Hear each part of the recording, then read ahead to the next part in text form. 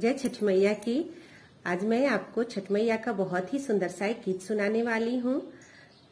पसंद आए तो मेरी वीडियो को लाइक और शेयर कीजिएगा, और चैनल पे पहली बार आए हैं तो प्लीज चैनल को सब्सक्राइब कर लीजिएगा बेल आइकन के साथ, ताकि मेरे आने वाली वीडियो की नोटिफिकेशन आपको सबसे पहले मिल सके। तो आइए सुनते हैं छठ माता का गीत।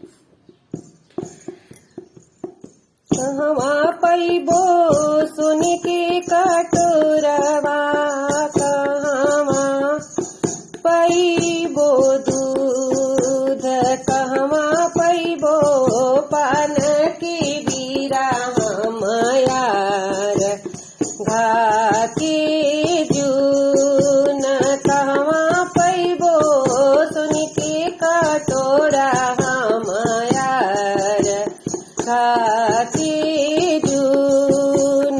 सोनरा घरे सुन के कटोरवा, ऐरा घरे दूध, सोनरा घरे सुन के कटोरवा, ऐरा घरे दूध, पनहरिया घरे पान की बीड़ा, हम यार घाटी जून। पनहरिया घरे पान की बीड़ा, हम यार घाटी जून। हाली हाली उगिनाया दित दिव, हाली दे यार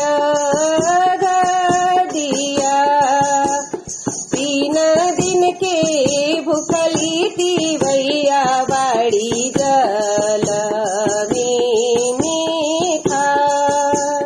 3 दिन के भूखली थी भैया, बाड़ी जल में था।